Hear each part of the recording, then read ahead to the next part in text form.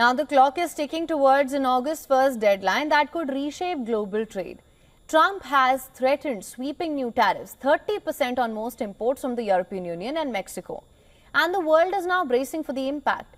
The EU, Mexico, South Korea and even Germany are scrambling for last-minute trade deals to avoid a costly confrontation.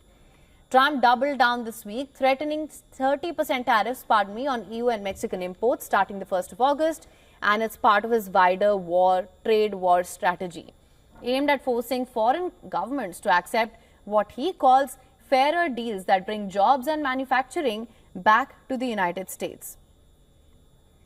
But in Brussels, EU leaders aren't backing down. Trade Chief Maros Sefcovic says that the bloc is ready to retaliate. If no deal is reached, the EU is prepared a counter-tariff list worth 21 billion euros, about $24.5 billion, targeting key US exports as well.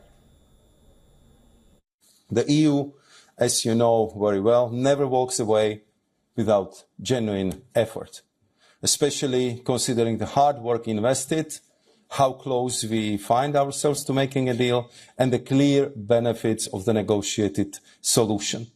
But as I have said before, it takes two hands to clap.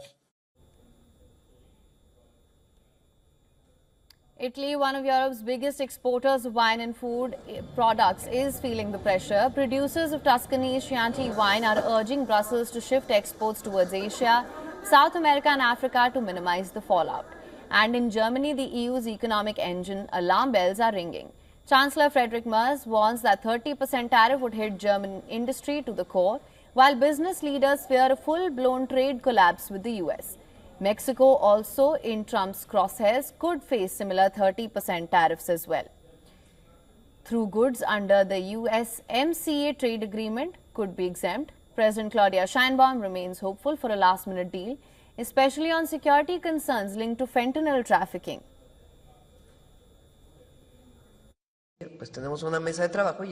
We have a working group and we hope to reach an agreement. That is the approach. There are also issues related to fentanyl and security.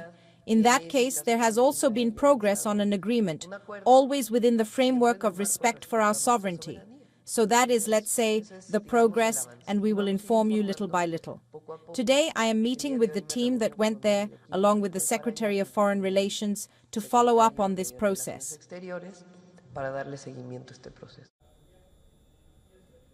Trump's trade moves aren't stopping there. South Korea is rushing to strike a deal to avoid 25% duties on its exports. Seoul may open its agriculture markets wider to Washington to avoid penalties.